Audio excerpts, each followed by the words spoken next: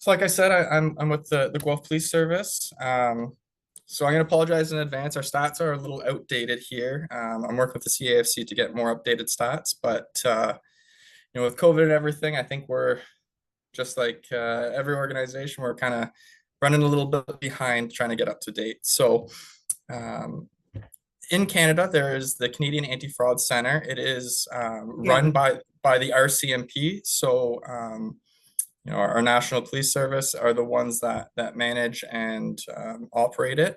Um, what they are is they're a reporting center. They're not necessarily, well, they're not an investigating service. So if you report a fraud to the CAFC, it's more for statistic purposes. It also allows them to create a database of what's going on, the names, the incidents, all those kinds of things. And that is very, very beneficial to law enforcement. I'm corresponding with the CAFC probably, I'm going to say every day, if not every other day. So, like I said, they are an organization that both law enforcement and individuals can report to.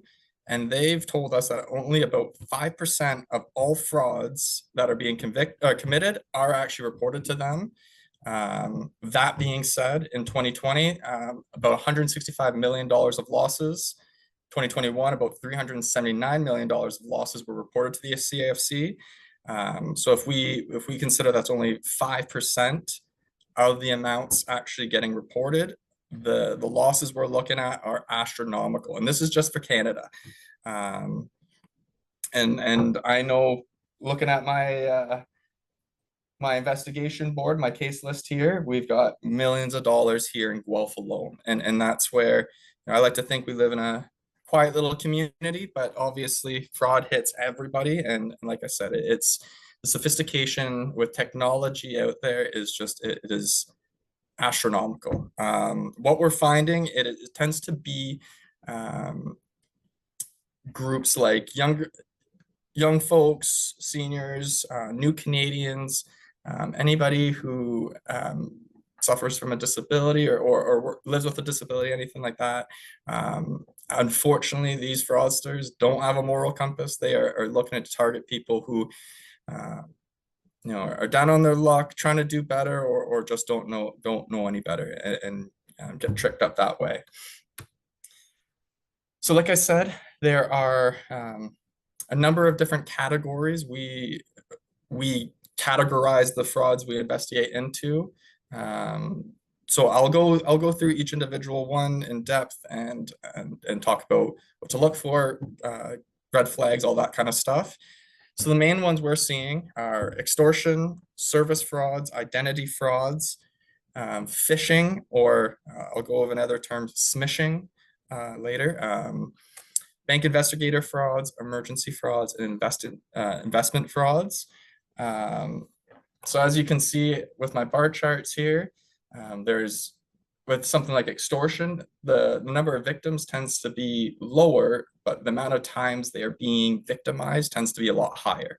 And that tends to be the case when fraudsters know that they've defrauded you once, they're going to keep trying to go back to the well. And that being said, sometimes it's not even the same fraudsters. What we've seen and what we're aware of is once someone is targeted and successfully targeted by a fraudster, a lot of the time the information is sold on the dark web to other fraudsters. So you may fall for an extortion fraud, and you may have, a bank investigator start contacting you and things like that. When they know they've got you once, they really try and follow back up with you, whether it's them or someone else, because it is an incredibly lucrative business for these people. And I always say, I wish they would put their excuse me, their skills and expertise to good, because I know I could use a few of them in my unit here to help out. So next, next we'll go over the average loss for victims. So it's interesting to see how the numbers, the extortion amount of reports versus the amount of money lost by the victims. Is kind of both ends of the spectrum. And then you looked at the investment side of things, and it's almost the exact flip. Here, I'm just going to go back just so we can kind of see that. There's a large number of extortion reports with very little money relative to it. versus the investments, there's less, but obviously a much higher number. Extortion tends to be those kind of smaller value ones where they're trying to extract small amounts for fear that you're going to lose something, or they're going to publicize something. So that's where it tends to be a pretty quick hit up for quick money. Same as a service fraud. Those tend to be like your home renovation ones. Again, smaller amounts because the likelihood of them going and renovating your entire house, floor to bottom, doing all of this stuff, and trying to get defraud you that way tends to be a little bit lower. So they're trying to get small amounts from each individual. Identity fraud. There's a $0 loss on average, because when it is proven that there's identity fraud, especially through the police, banks are very quick to reimburse, because they understand that information is floating out there all the time. It is very easy to steal someone's identity, unfortunately, nowadays, especially with the dark web. So that's where the banks are willing to work with the victim. Phishing and smishing tends to be hand in hand with that, because it tends to be through the financial services, whether it's e-transfers and things like that, when you get that text message saying you have a e-transfer from TD and you accept it. Banks are aware that that's happening, and they are a little bit more hesitant or a bit slower to reimburse, but they generally do. Bank investigator and emergency frauds tend to fall with the extortion and service kind of frauds, where they're trying to get smaller amounts quicker from people.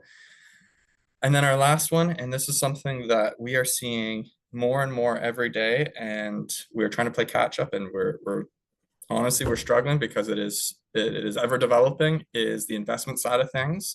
And where that really is your cyber crimes and your cryptocurrency stuff. So where this obviously is a massive issue is it's large amounts, because generally when people invest money, it's not $500 or $1,000. You're investing large sums, and where these people get you, and I'm going to go through it later. They lead you to believe that you're making a ton of money, and that obviously is investors to invest more. I know when my investments are doing great, I'm more hesitant, or sorry, more likely to put more money in, because that's the whole goal of investing. So I'm going to go over a couple means as to how people are extracting, how the fraudsters are extracting funds from our victims. Wire transfer is massive, and you can see it's going up year over year, because it is really, it's the easiest way to transfer large sums of money, whether it's domestically or internationally. I know, like my e-transfers and things like that, I have a $1,000 limit per day. These fraudsters aren't interested in that. Generally, they're looking for that large sum, and wire transfers are easy, they're immediate. A lot of companies that perform wire transfers aren't as stringent with their regulatory bodies as, say, banks are, because I know there's a number of cases when you go into the bank and you say you want to send a large sum of money or withdraw a large sum of money. Generally, there's a few questions, not that they're stopping you from taking your money out, but they're trained on to recognize fraudulent activity. So if all of a sudden you never take out money and you're taking out $40,000, that's a red flag to them. Whereas wire transfers and the companies that help perform those aren't necessarily doing that same due diligence. Like I already talked about, and these numbers are outdated, so I guarantee this cryptocurrency section here, I bet, is probably double the size of the wire transfer right now, because pretty much all of our large amount investigations here in Guelph are cryptocurrency based, because it is so unregulated. There are so many different companies, so many different coins, so many different currencies, and frankly, so many different nations who frankly don't respect our laws, our judges' orders, all those kinds of things. So a lot of the time when the money is transferred, it's gone, and there's some that we can do, but obviously our hands are tied in a lot of ways. We've follow the proper ways and on warrants and try to pursue different currency traders, and really they kind of laugh at us, and it makes it very difficult from a law enforcement standpoint, especially a small service like Guelph, to pursue those large cases. So that's something to be very mindful of anytime you're doing cryptocurrency or anything like that. And then we see credit card, direct deposit, and bank check or drafts. All are fairly small because, like I said, those tend to be smaller amounts getting transferred, and that's not what the fraudsters are generally looking for. Um, and we're going to checks and bank drafts. I carried checks because I used to pay rent, but other than that, I don't know the last time I actually paid a check. I know my grandmother used to go through the grocery store and write a check for her groceries. I know a lot of my colleagues don't even know how to write a check. So, a lot of the right side of this table, it's almost like old technology. So wire transfers and cryptocurrency tend to be the new buzz because, like I said, the money just moves so quickly. So I'm going to start going through the individual categories here, or silos, as I always refer to them as. So your extortion frauds, or anytime the scammer or the fraudster threatens to do something if you don't pay them. So whether that's hacking their account, sharing intimate images, causing you or your family or loved ones physical harm, the ransomware computer data, so stealing your information via downloading software onto your computer, turning off your utilities, all those kinds of things. Essentially what they're doing is they're preying on, for one, the intimate images, the fear of those things being publicized, or your bank records being publicized, something along those lines. I hope none of you are sending, intimate images by Snapchat. I mean, by all means, you do what you choose to do in your private life, but please be very, very careful with those kinds of things, because that's where we're seeing a lot of, especially our younger generations, because we've grown up in such a technological world, we don't really think of the ramifications of what we put out there, right? I've dealt with a number of cases where individuals have sent intimate images of themselves to who they think is a girl or a boy that they're interested in, and all of a sudden they're getting hit up for hundreds of dollars. And what these scammers are preying on are these individuals aren't going to, one, pay the money, or go and talk to their parents and things like that. It's that fear, that's embarrassment side of things. So a lot of people are quick to pay. That's just a specific incident or an example, but a lot of them are preying on that fear, that concern, that embarrassment side of things to essentially get the money out of you. Biggest ways to protect yourself, and unfortunately this is going to be a message I'm going to repeat over and over and over: verify the threat. Do they actually have access and the ability to do what they're saying they're going to do? In that case, if, say, Reliance, someone's calling to be Reliance, and they're contacting you saying they're going to turn off your bill unless you, or your water heater, unless you pay them $1,000, monthly kind of thing. My first reaction would be going, "Thank you very much. Is there a callback number?" And I would Google or research Reliance's number, see if that is the same thing, and I would actually give Reliance a phone call and say, "Is this in fact going to be happening?" Essentially, how do I go about getting myself on side, right? If Reliance says, "Yeah, in fact, we are going to shut off your power if you don't pay us," okay, well then that's not a scam. That is just a civil agreement that you obviously need to follow the business side of things. But always, no matter what's happening, and the biggest one I'm going to drill on is the emergency scams, when we're talking about those later. Always verify that the individual can do what they're saying they're going to do, or that the situation actually is what they're saying it is. Huge ways to protect yourself, especially with like the ransomware and the cyber side of things. Use unique and varied passwords for every account.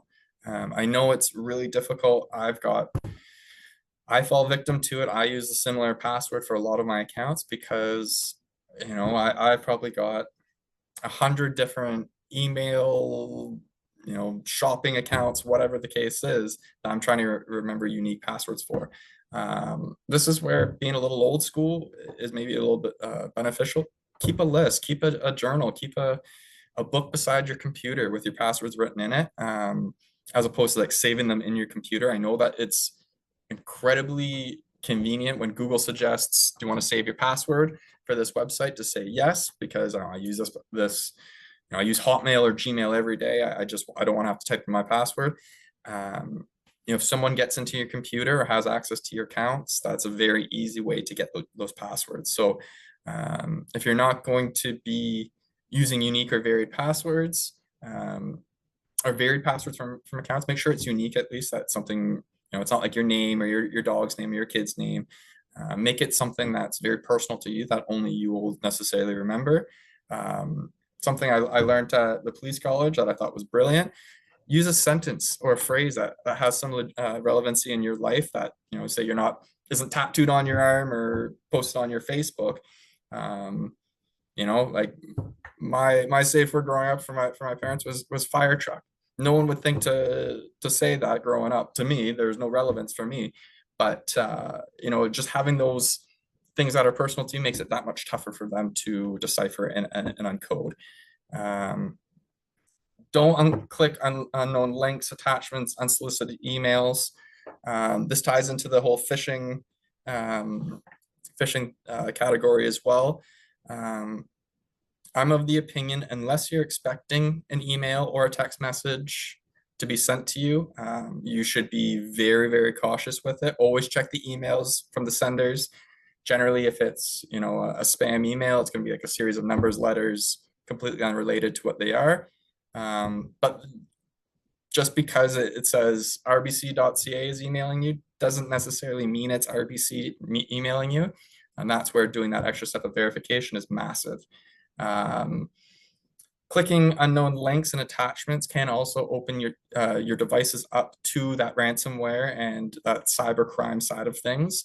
I have a case right now I'm working on where the individual clicked on a link and it's resulted in $65,000 of e-transfers getting sent out of her account that she wasn't authorizing. So that's where, it pays to be a little bit suspicious about those things. Like I mentioned before, be really careful about what information, images you're putting out in public, especially when it comes to intimate details, whether it's intimate images or intimate details about your life, like your SIN number, your credit card information, that kind of stuff. I'm even saying nowadays, being young and stupid, when I signed up my Facebook account, I put all my information, my phone number, my email, my date of birth, everything. So if someone ever get a hold of my Facebook, really, they had my whole identity other than, like, say, my SIN number. Just be mindful of what you're putting on there, and you'll see throughout some of the other categories, even like posting that you're on family trips or that you're so proud of your niece and nephew for doing X, Y, and Z in their lives. It's just, not to scare people from or deter people from living your life and being proud to share things. We just got to be a little bit more mindful of what information is out there and what people can actually use it for. And finally, with this, make sure that you're keeping your computer systems up to date and running your antivirus software.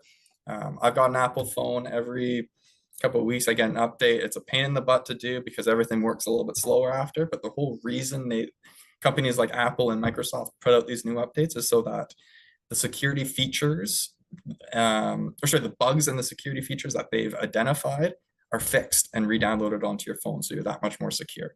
So as much as it's a pain in the butt and it may make your device run a little bit slower, make sure you're running those updates and those softwares, because those are designed to help you and to protect you.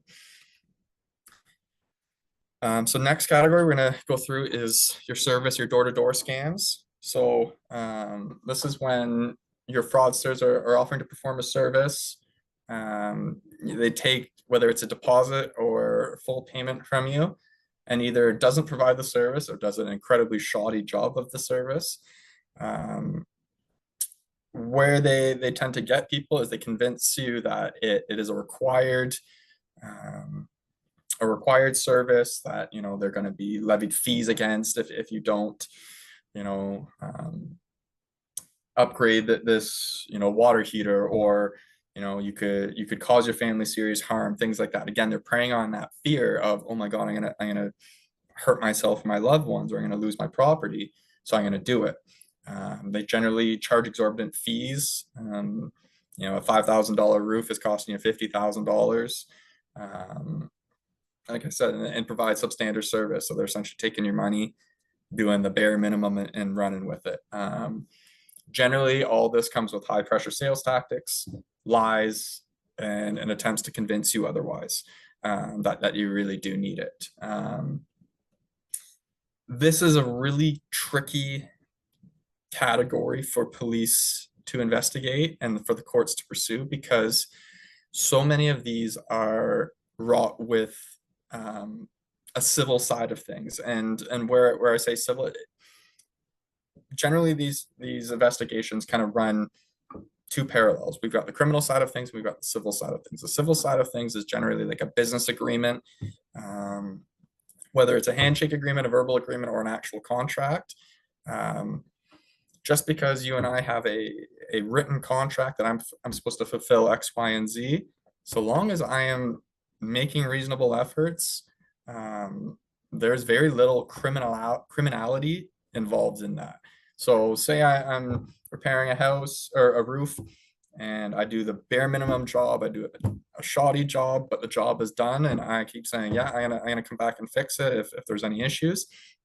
That isn't necessarily a fraud. If you pay someone $5,000, they rip your shingles off and then disappear on you, well, then that becomes a fraud. So it's a very big gray zone, and a lot of these fraudsters are aware of the gray zone and then try and operate within that. So that's where it makes it tough on law enforcement to help the victims. Big thing to protect yourself, and it goes for any of these situations. Try your best to ignore the high pressure sales tactics. Don't be afraid to say no. I know as Canadians, we are always taught to be very polite. I know I'm very much a yes sir, no ma'am kind of person, but don't be afraid to say no, especially if this is something that you are hesitant about or you're seeing the red flags. Always do your own research. So that's talking to friends, Google searching, calling the actual companies, or calling similar companies. So say there's a roofing company and you've gotten a quote for 50 grand, and you call 4 other companies and they're all in the 20 grand, and they're all reputable companies. Maybe maybe it's just good business to go that, even if the other company isn't necessarily a fraud. Always read your fine print. I get laughed at every time I go to the bank because I read every little warning, every little policy, and whatever. But that's how your rights and what's available to you. Always ask for photo ID. By all means, even take a picture of the photo ID, so that I've got a lot of ways I can try and verify whether or not IDs are real or these individuals exist. So always do those kinds of things. If it's a charity, get the charity ID numbers, company business numbers, all those kinds of things. Never share personal information to door-to-door salespeople. Obviously, if you're setting up an account, again, I'm going to use the example with Reliance, they're going to request personal information at a certain point, and that is totally okay. I know for me to set up credit cards, bank accounts, anything like that, I'm going to have to eventually get personal information, but I'm not giving some door-to-door salesman a copy of my bill and my banking information. They don't need that, especially at that point of sale at your door. If it's something that you done your research, you feel is okay, and you do want to pursue, then by all means follow back up with that company. And again, once you've done the research, and at that point, I would be more comfortable providing information, because you're the ones seeking them out to provide it, as opposed to someone hitting you up for that information. There's a Consumer Protection Act that's available on Google. It shows your rights as a consumer. It also shows what these individuals the rules and regulations they have to follow. One of the biggest ones, there's a number of different categories of like door-to-door sales that are strictly prohibited without a prior appointment. and it's generally home renovations. So a lot of these are like water heaters, air filters, furnaces, anything like that. Companies aren't legally allowed to go door to door soliciting. They can call you and say, "Do you want to set up an appointment?" That is totally legitimate, and then come in and speak to you. But for them to just come by door to door, that's not allowed. And I would be reporting them to the Better Business Bureau, so the BBB. Again, if you look it up on Google, there's contact information for the Better Business Bureau. They're a great resource for these kinds of things, and they're a regulatory body for these industries. That being said, if someone does call you and you don't give them a hard no on the phone, that has opened the door for them to now come door to door. So if someone's called you and says, we're selling Reliance Home water heaters in your neighborhood, are you interested in an appointment? You say, I'm not quite sure, maybe call me back. You've opened the door now for them to come and speak to you. But if you say, no, thank you, I'll reach out to you in the future if I'm interested, and they come by, that is where they've stepped out of the line. Where a lot of these people are trying to get you is anytime they're doing work and there's some sort of contract inside your home. So say you are getting your water heater upgraded, that organization can now put a lien on your home.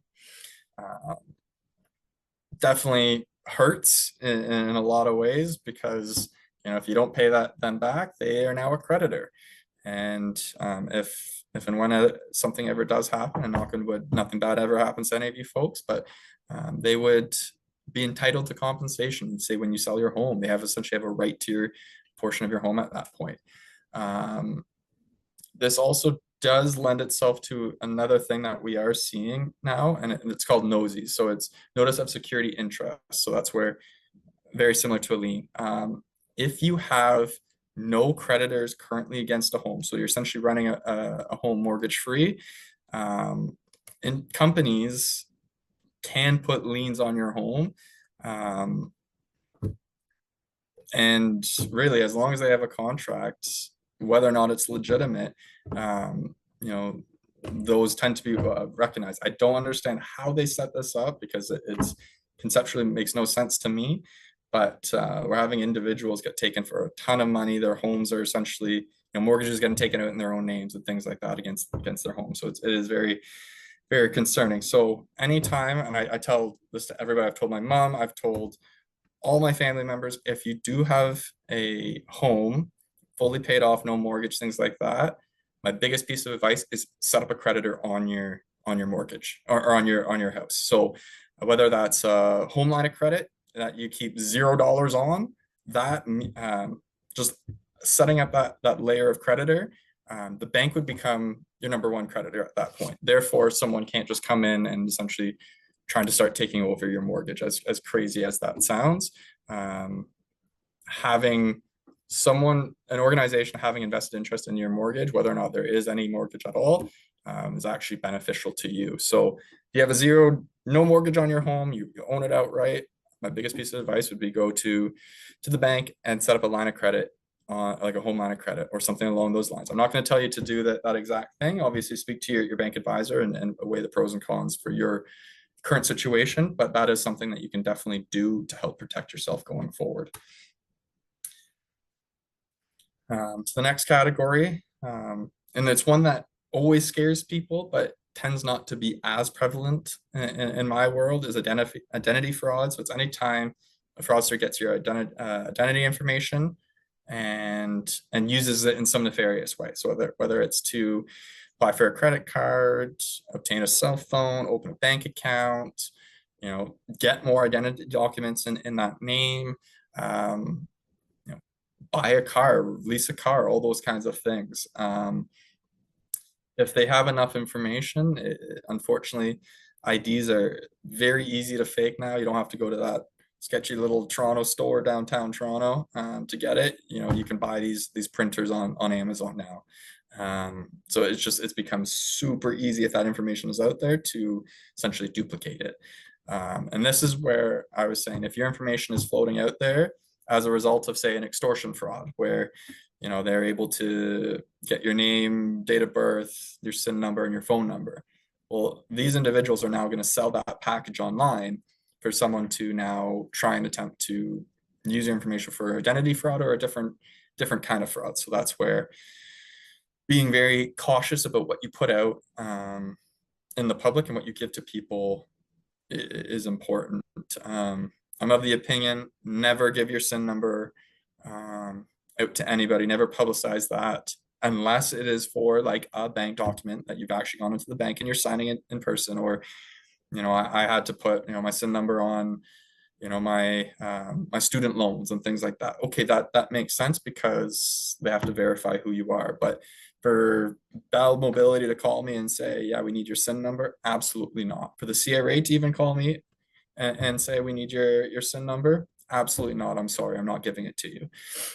You should have that information on hand if you are following up with me. Obviously, if you're seeking them out, that changes the situation, because if I follow up with the CRA, I have to give them my SIN number. I have to give them my date of birth, because that's how they verify who I am.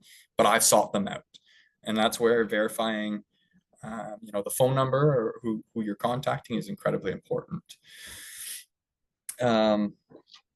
So, as much as it's not a super prevalent part of my investigations, generally, identity fraud is increasing year over year because, like I've already mentioned, the cyber electronic world that we're living in, as well as the ease and access to machines and equipment that can create these fake IDs and all that kind of stuff. ID fraud is substantially increasing, whether or not the financial loss from it is increasing. And like I said, a lot of that is the dark web. It's not necessarily someone going in and stealing your driver's license from your wallet, which unfortunately does happen in Guelph occasionally. Most of the time, it's information that's online and has been compromised in some way, whether it's you've given it out to somebody or one of your accounts has been compromised and that information is now out there.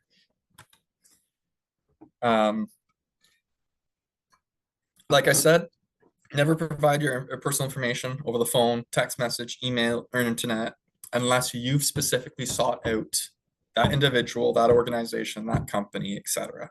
And even that, I would be very hesitant. I had a case where a Rogers door-to-door salesman was asking for individual SIN numbers. So I had a conversation with him and a conversation with their corporate body there, because that is completely inappropriate. That's not information they need to generate a lead for a cell phone or home service, right? Eventually, yeah, sure, they may ask you for your SIN number to run a credit check or something along those lines down the road, but a door-to-door salesman doesn't need that information from you. Always try to avoid public computers, Wi-Fi spots, such as like your Starbucks Wi-Fi, your library Wi-Fi's, when you are accessing your personal information. That's not to say you can't, when you're going to Starbucks and you just want to mess around, reading the Globe and Mail. By all means, use their Wi-Fi. I hate using my data. Data's expensive. If Wi-Fi is free, I understand the incentive of using that. But be aware that through public Wi-Fi spots and hotspots, and public computers, your information is very available and public to those who are sophisticated enough to get into it. So I'll give a personal example. I was traveling last year, and I was at an airport in Ireland for literally 2 hours. I think it was 4 in the morning, my flight touched down. So silly me, I went on the Wi-Fi, I went on my Instagram and my Facebook, didn't think anything of it. My next flight came, shut off my phone, continued my travels, and within a day, I had a number of my friends and colleagues messaging me asking how they could earn money through Bitcoin. I'm going, what is going on? I learned that my Instagram got hacked by me accessing the public Wi-Fi in this airport. Somehow this individual took over my Instagram, changed my passwords, changed all the recovery phone numbers, emails, everything like that. So I had no access and no ability to get back into my account, and was making posts that they were generating huge amounts of money via crypto. And there was a lot of smart, intelligent, well-versed people of my friends, my colleagues, acquaintances that were reaching out to me, essentially falling for this scam. And part of it, again, yeah, my background lends to being a little bit more trustworthy in those fields, but that's how easy it is. So this is how one category, so identity fraud, can now lend itself to crypto fraud or investment fraud. That's how so many of these categories are intertwined. And it took me about 3 days of my vacation, constantly on my phone, working through Instagram, working through all their help features and things like that to get my account back. And thankfully, to my understanding, none of my friends got defrauded from it, but it is really concerning because even police officers that I work with were reaching out to me saying, "Oh my God, is this legitimate?" Um, Not saying every public Wi-Fi is going to be like that, but just be careful about what you do access, right? Um, and like we mentioned before, always try and create strong and unique passwords that have numbers, letters, characters, uppercase, lowercase, all that kind of stuff. The more sophisticated, more varied they are, the less likelihood someone is actually going to break in and take them one way or another. Always password to protect your devices. So have a password key code on your phone, whether it's your thumbprint or a series of numbers. Your home Wi-Fi should all be password protected as well, because then you'd be essentially creating public Wi-Fi hotspot if you didn't. Again, I'm old school. I keep a journal with all my passwords because I physically just can't remember them all, but that's something definitely to be thinking about and mindful of, especially when you create new accounts. Another big thing here, and it's something that is really difficult for me to say, is be mindful of what you are sharing on social media and those kinds of platforms. I know my dad was the biggest proponent to posting when they're on vacation, my brother and my graduations, where we're working, things like that, because he was a very proud dad. That's cool, and I love that.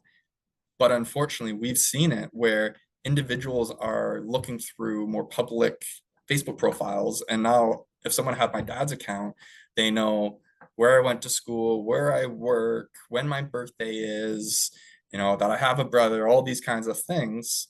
And all he thinks he's doing is sharing it to his friends, right?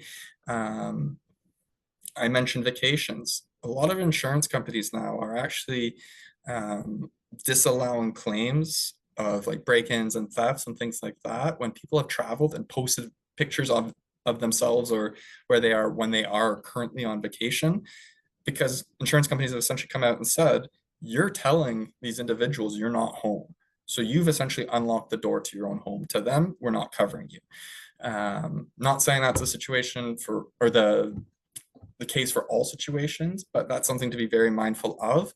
There can be far bigger ramifications than just the initial crime that's being committed. And the last piece here, always shred and destroy all your documents that have personal information. This is all credit cards, like your physical credit cards, your bills, things like that. I'm of the opinion, make it confetti, make it as many little not like a puzzle that's very easy to put together. Don't just cut your card right down the middle. That does nothing. Sure, they can't swipe the card anymore, but they can get the code easily if they get both pieces.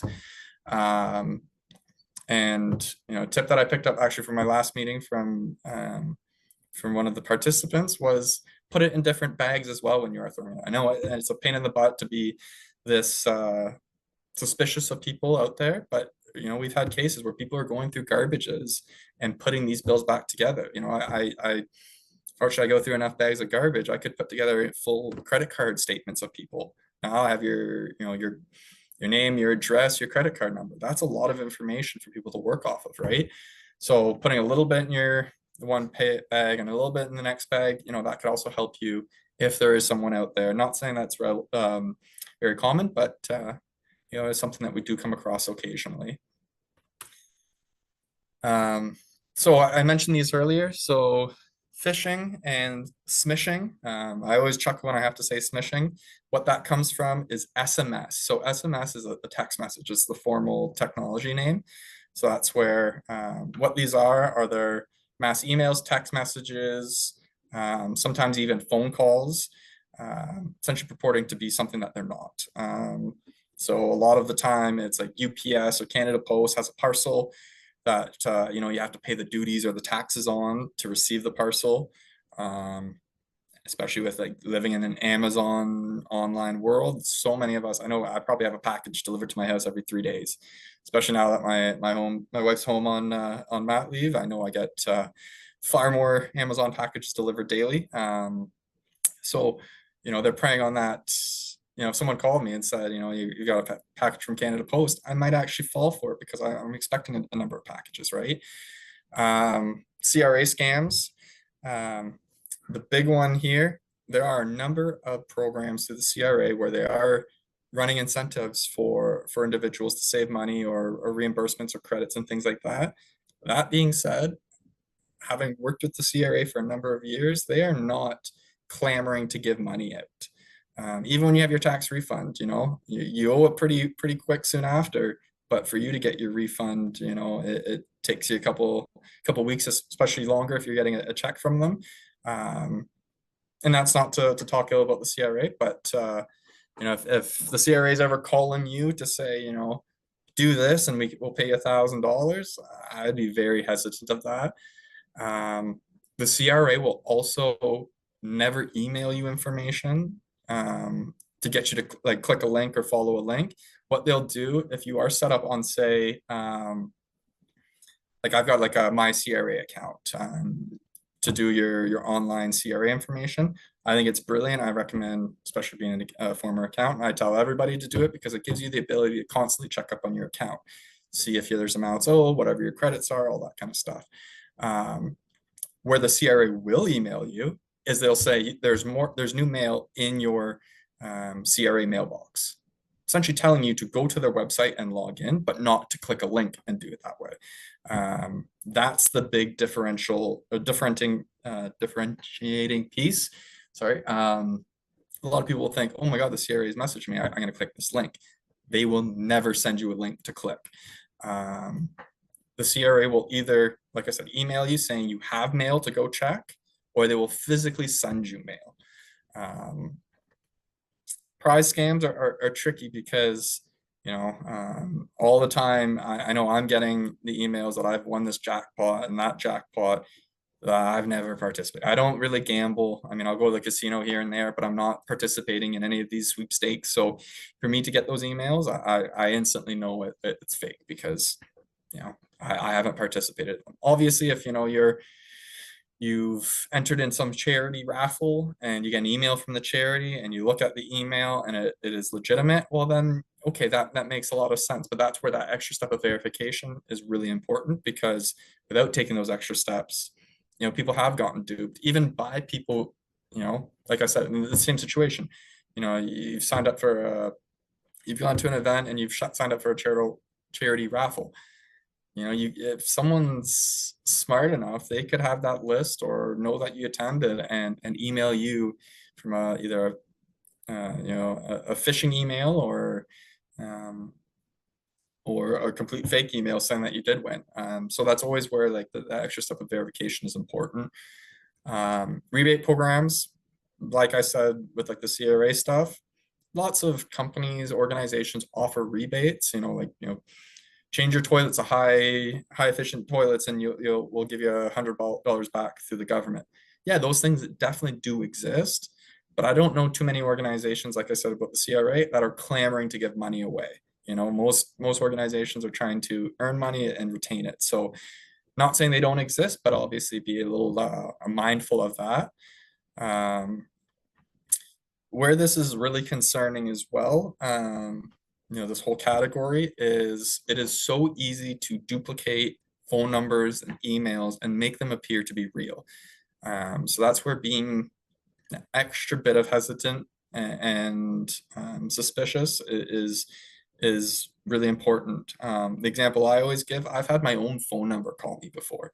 So obviously I know that's fake, but if someone can program my number in and it calls me, because I know if I call myself, it goes right to my voicemail, right? You physically can't call yourself. But these individuals were. So that's where, again, red flag goes up immediately. I didn't even bother. And from what we're seeing, a lot of them will be like a similar area code to your actual phone number. So if you're a 905 phone number, a lot of 905 calls are being made to you. If you're 519, a lot of 519s are being made to you, that kind of thing.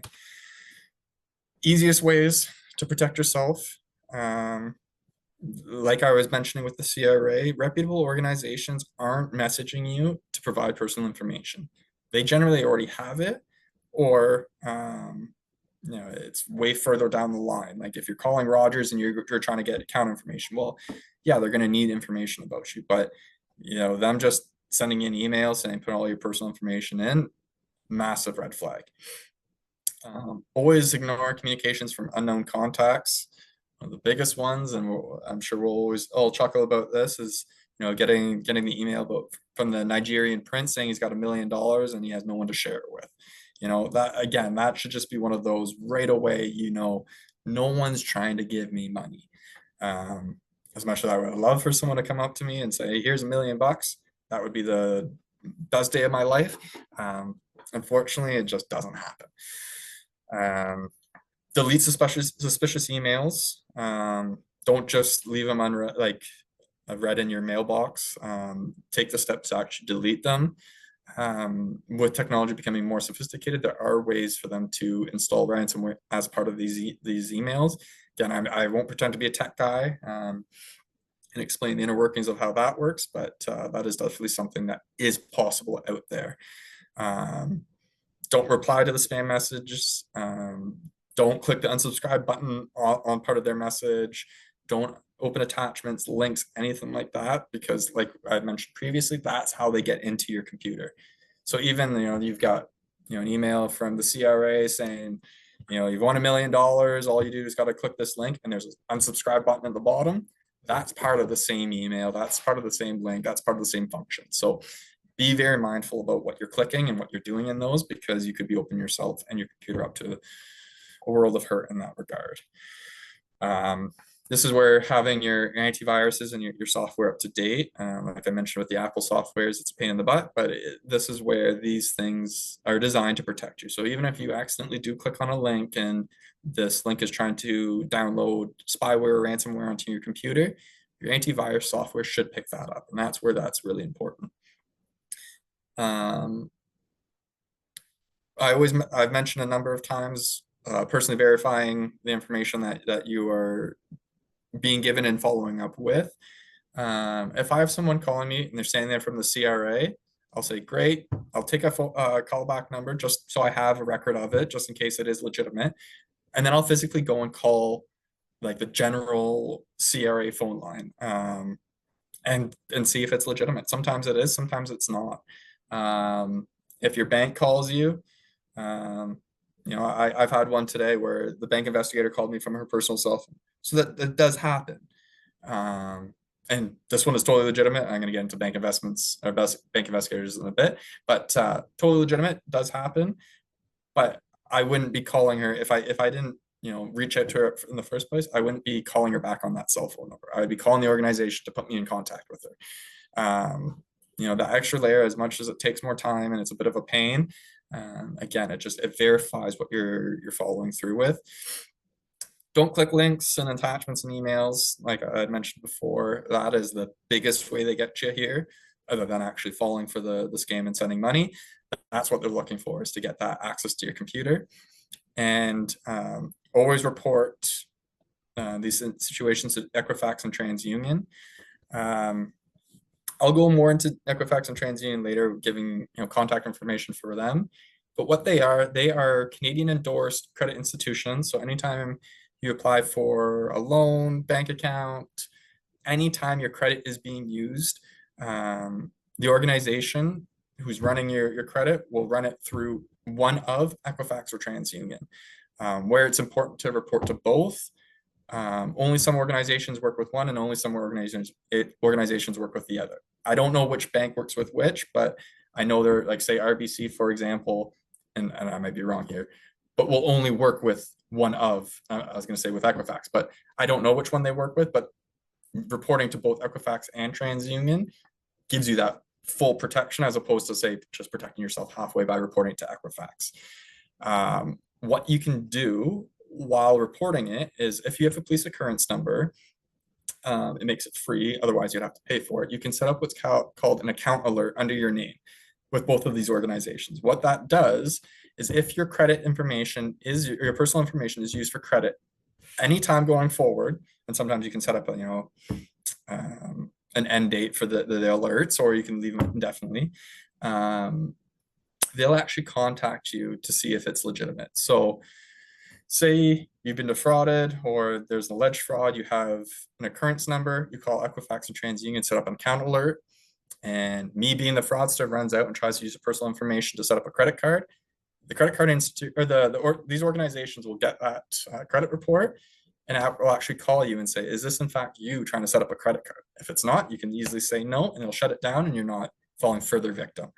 It's a massive kind of safety net for those who have fallen victim to fraud before. Like I said, like especially with identity fraud, the dark web, it is very easy for your information to get out there and to be re-victimized going forward. So having these organizations essentially looking out for you is really important as well. So one we don't see all that often, but it is, excuse me, very much a niche one, is a bank investigative fraud. So it's where when you receive a phone call from an individual pretending to be a fraud investigator with the bank, they'll make some sort of claim that they're investigating things internally, whether it's an individual or process or something along those lines, and they need your help to help them. If someone calls my mom and pretends to be a bank investigator, I don't know what financial savvy information she can really give them. But so many people get wrapped up in the idea that, they just want to help. Us being good Canadians and good people, we always want to help when we can, right? I mean, that's pretty much the main reason I do the job I do. I want to help people. So what they're doing is preying on that and preying on the fact that it's cool to help sometimes. I know growing up before as a police officer, anytime I could help the police, I was all for it because I thought that was the coolest thing in the world, right? They're preying on that. Generally, they'll give you a line. You can't tell anybody. You can't tell the bank. Don't go into the bank because we're afraid that you're going to essentially blow our cover here. But what we're going to need from you, and generally, is gift cards. I don't know what an investigator needs an Apple or a Microsoft or Google Play gift card for, because I know other than personally, it makes no benefit in my law enforcement life for a victim to come and give me an Apple gift card. Great, I can buy myself personally stuff with it, but it doesn't help me at work. Anytime an organization or an individual is telling you to pay them in a gift card, that should be a massive red flag. Whether it's the CRA, a door-to-door salesman, a bank investigator, anything along those lines, be very hesitant. So many gift cards, unless it's like a credit card, like the preloaded Visa cards or your vanilla credit cards that you can buy preloaded, those are traceable, but other gift cards are not. So your Apple gift card, sometimes they just need the digits off the back. They can take the Apple gift card. Sorry, I wasn't sure if I said credit card. They can take the digits, take all the money without even physically getting the card, and there's no way of tracing where it's gone. At least with like a preloaded Visa card, we have some ability to go through Visa and follow the funds. But if it's a straight up other gift card, it's incredibly difficult for us to find. And really, no organization is going to be asking you for gift cards. If I was running a business, I'd want cash or something along those lines as opposed to a gift card. That should be a massive red flag if anyone's ever asking you for that for anything.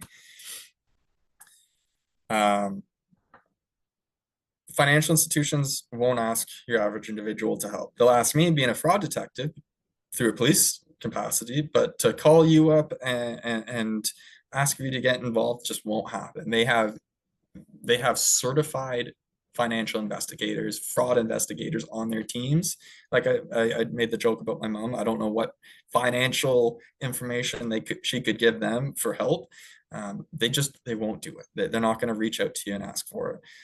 Like I said, phone numbers can be spoofed. So even if it comes up as maybe RBC on your phone because it comes up as an RBC phone number, always be cautious in those circumstances because, like I said, my own phone number's called me.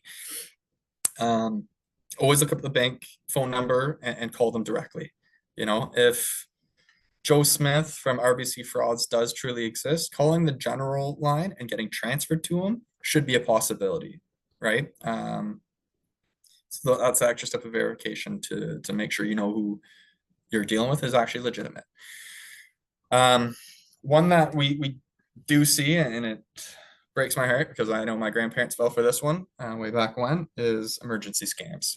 It's someone calling, pretending to be a relative or someone involved with a relative. There's an emergency and money needs to be paid immediately.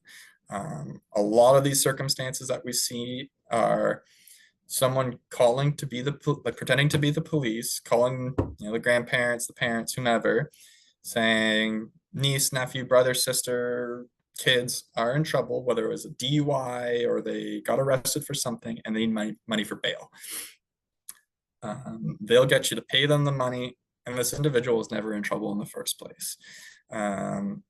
Oftentimes, if it's the individual pretending to be the relative, they'll have some sort of reason why they don't sound like the relative. Oh, I got into a car accident, I broke my nose, I've been crying all night, I'm sick. All these kinds of things as to why I'm not sounding like me over the phone. Generally, a pushy police officer or lawyer is going to come on the phone. And it's funny when you hear like very, say, Anglo names and there's all of a sudden an accent attached to it and things like that. Not saying that's not possible because I had an Anglo name and he had an accent, but it's all these things. If they aren't adding up, you should be a little bit hesitant. Generally, they'll tell you someone from the courts or from their law office or another police officer is going to meet you somewhere to collect the funds. Generally, it's coming by your house or meeting in a dark parking lot, something along those lines, right? Just some information about police services and the court system. The idea of bail in Canada isn't the way we envision it, especially compared to how TV and media makes it seem. Anytime there's bail in Canada, it's more of a promise to pay. So say I commit a crime and I get released from custody and the bail agreement is $500. Well, it's $500 if I reoffend, the court could levy that fee against me and then continue to try and collect it. So sometimes it's not even collectible, right? You can't squeeze blood from a stone. So that's where, unlike the States where, I get arrested and bail is set at $100,000, if my family member has $100,000, they can essentially put that money up and I get out of jail. Doesn't exist in Canada. That's not a thing. So if anyone's calling you about bail money, that should be a massive red flag, first of all. We, as the police, will never call saying, you need money for a lawyer, you need to contact this lawyer, you need to do this. I can't legally give you legal advice. I can give you suggestions, but I can't tell you to do any of that. Generally, lawyers will work off a retainer, all those kinds of things, but that's generally discussed in a different setting and different manner. It's not something, and a big thing that's available to all people when charged with a crime is duty counsel. It's a free legal service. So the fact that someone's calling you and saying you must pay money for bail, that doesn't exist as well, because if you had no money, there's legal aid. There's free lawyers that will help you. It may not be the advice you're seeking or the lawyer you necessarily want to work with. And I'm not disparaging duty counsel. They're a great service and are good lawyers. But you may have a personal relationship with your own lawyer, but if you can't afford one, they are always there available because everyone has that right. Being Canadian, you have that right. So the biggest things here is always take your time to verify the story. So they're counting on you getting wrapped up in this emergency and having to do it immediately for you to spring to action. Doing that extra step of verification. Say, okay, I just got to verify some things. I just got to get my things in check. I'll call you back. Obviously, take a callback number for them, pick up the phone and call the individual they're telling you is in trouble. Um, that I'm going to say 9.9 times out of 10, they're probably fine and not in any trouble and probably completely unaware as to what's going on. Um, just like I was saying way earlier in the presentation about passwords having like a phrase or a sentence that's very personal to you that's not known. Um, Ask the scammers personal information.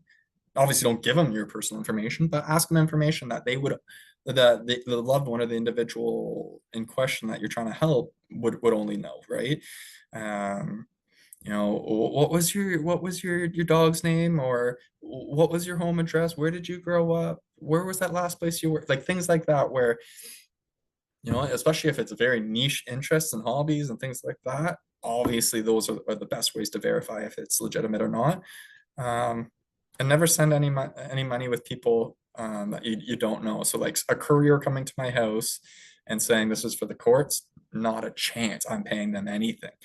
If a Guelph police officer shows up and he's got a blue stripe on down his leg, that yeah, he's a court special. Maybe I'm a little bit more trusting at that point. But even still, we don't send people to people's houses to collect money. That is just, I'm not interested in your money, at least in that capacity. Obviously, investigating frauds, I am, but that's not something. Police services don't take your money, nor do the courts really. Even if there are bails and promises to pay, that generally comes way down the line. That's not an immediate thing.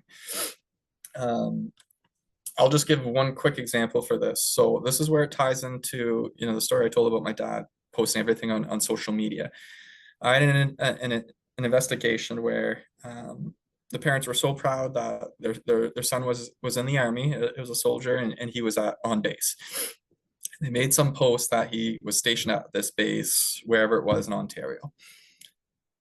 Public profile. So they got a phone call a couple days later saying their son was involved in a DUI just outside of the base, and now they need $50,000 to post bail. These people going, oh my God, my son's in the army. It's his reputation, our reputation. I don't want my son in jail, all that kind of stuff. Paid the money without verifying anything.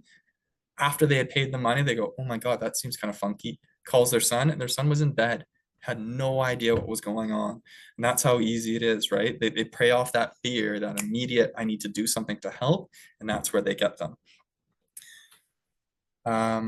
So the last category we'll talk about quickly.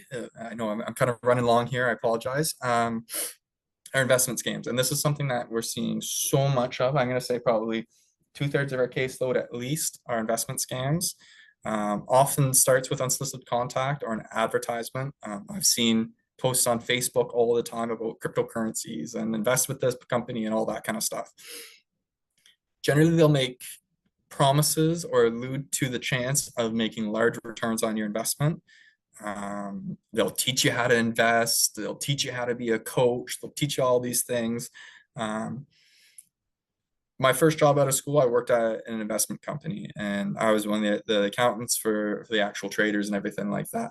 Seeing the amount of education, training, research these people did on a daily basis, you're not learning how to do crypto trading from a 20-minute YouTube video. I'm sorry, you may learn the foundations of it, but these markets are so large and interconnected and sophisticated that there's just people with great backgrounds in it are still getting duped by it, are still losing massive amounts of money. So not trying to be rude, but what makes you think that you're better than the rest of these people with your investments, right? Why is this the investment? Companies like Apple and Microsoft come around once in an eon, right? The get in at a penny and make $1 billion. Really, those get quick schemes are frauds. They're scams. They generally don't happen. These individuals will give you instructions on how to purchase and invest your cryptocurrency. A lot of the times they'll actually set up your accounts for you. Massive issue. If they're setting up your wallet for you, that should be a massive red flag, because now they have control of everything. They know all your information. They have control of the account. They can do whatever. A lot of times these are tied up to romance scams. And I'll talk about romance scams in a second here. But it's where, you're invested in the individual you think you're talking to, and they wrap you up in these crypto scams and everything like that. Not too long ago, I was flipping through Facebook after actually talking to my colleague about one of our cryptocurrency scams, and I had an ad pop up on Facebook. Just so you know, your phones are always listening and always watching. So that's something that we were obviously talking about. And this crypto investment advertisement was promising 55% returns in a month. Um, I don't know what investments you folks have, but my GIC through RBC I thought was pretty good, was 5.5%. So this is purporting to be 11 times what the bank is willing to pay me on a year-long GIC. That should be a massive red flag. Your average investment accounts, mutual funds, going to financial advisors, yeah, you're hoping for 10% returns would be amazing. And great markets, maybe a little bit more, but 55%, like I said, the Apples and the Microsofts don't come around every day. So what makes you think you found it on Facebook, right? When it comes to romance scams and how they tie into the investment scams, these tend to be, investment scams as a whole are long, slow, drawn out processes. Even with investment scams, generally, you'll invest a small amount of money and you'll get a statement saying you've made a ton of money, which incentivizes you to invest more. Well, these statements are fabricated, right? They're showing you made that 55% return in a month. It's possible, incredibly unlikely, but that's how they get these people to invest more and more and more. And that's why, if we refer back to one of the first slides, the losses from investments in cryptocurrency is massive, and it's only getting bigger. How this ties into romance scams. Romance scams are the slowest play scams that we deal with. This is where, you meet someone online, whether it's through Christian mingles is a massive one that we deal with, unfortunately. But, even things like, dating sites like my generation uses, Hinge and Tinder and all these apps. Not to say they don't work, because both me and one of my other partners in this unit, we met our spouses through these apps. I met my wife on Hinge, and we're married and have been together happily for a long time. Not to say it doesn't work, but obviously you got to be mindful of what you're getting yourself into. With my wife and I, we were adamant. We were meeting at we chatted for a bit, but we met in a lighted public place with cameras, people around, all those kinds of things, right?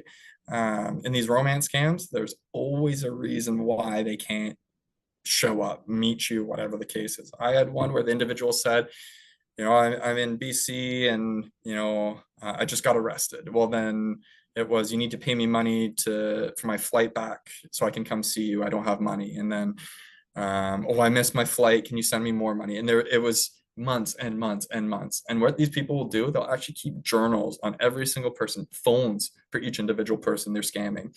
And they'll remember birthdays and names and personal information and all that kind of stuff, so that they're really engaged with you and make you believe that this is in fact a real legitimate person. And that's where sites like Christian Mingle, where the population tends to be more trusting and giving, are getting hammered with these kinds of things, because they're preying on that. And it's tough, especially if you are single or you've lost a loved one, things like that. I totally understand how difficult that is, and wanting that companionship and wanting that support and things like that. And that's what these people, disgustingly enough, prey off of, right?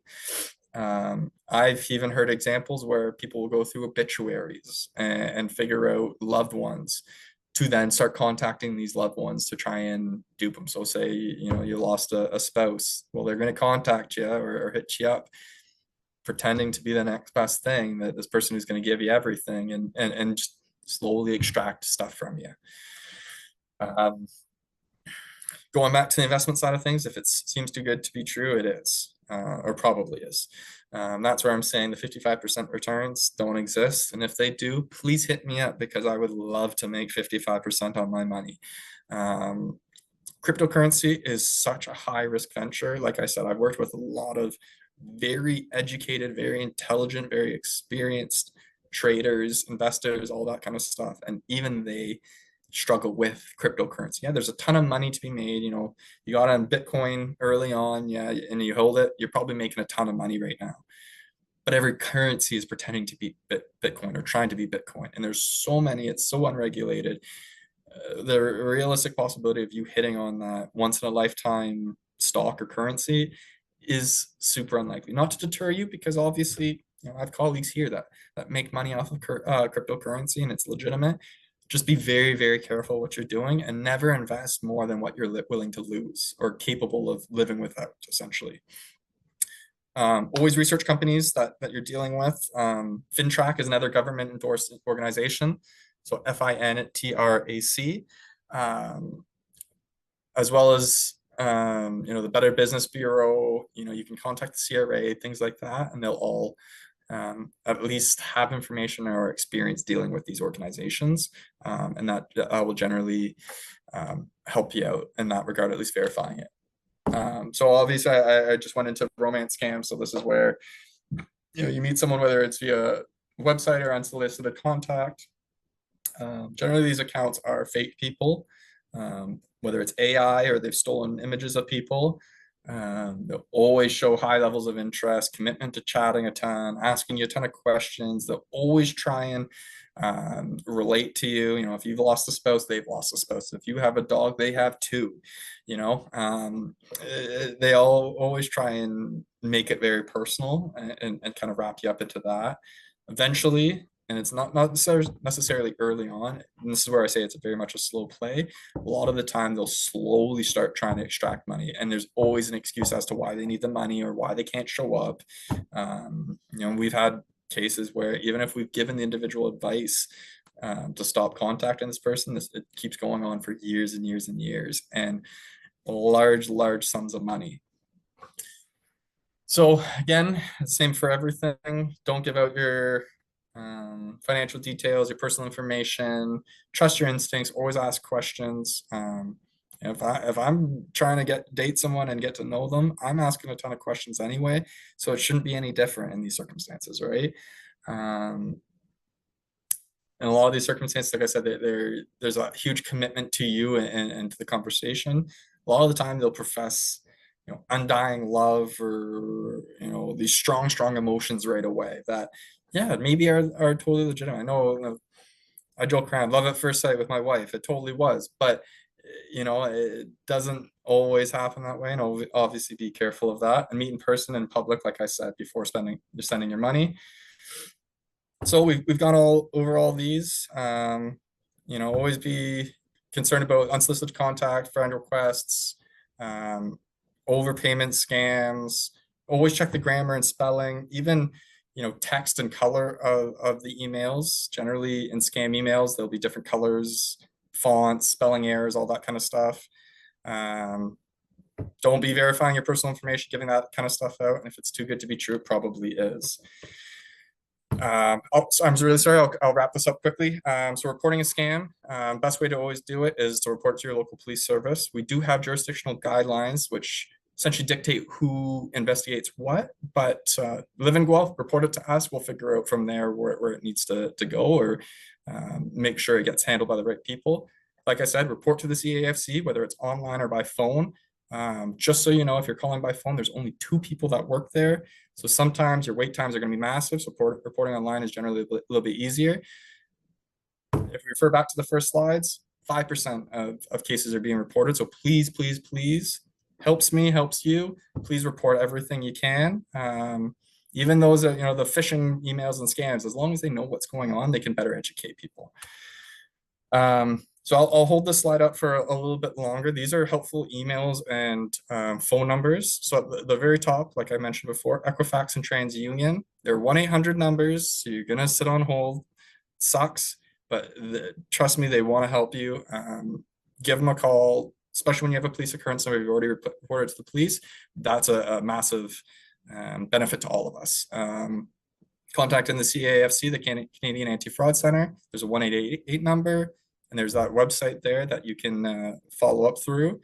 Calling the Guelph Police Service. So frauds generally are non-emergency calls, as much as they are very big deals. And I'm not trying to take that lightly. Normally that's not a 911 call unless there's someone at your door, or you're truly afraid of the extortion that they're going to come and do something bad to you based on information you've given them. That obviously becomes a 911 call. If you're just reporting it to us, and you want the investigation to start, 519-824-1212 is your number. Extension 0 puts you through to dispatch, so you're still getting reporting it the same way, but it's just coded a little bit differently. So our emergencies obviously unfortunately take priority. You can also report them online through the guelphpolice.ca website. And a massive one, not saying everyone here are seniors or anything like that, but there's Seniors at Risk and Here 24/7.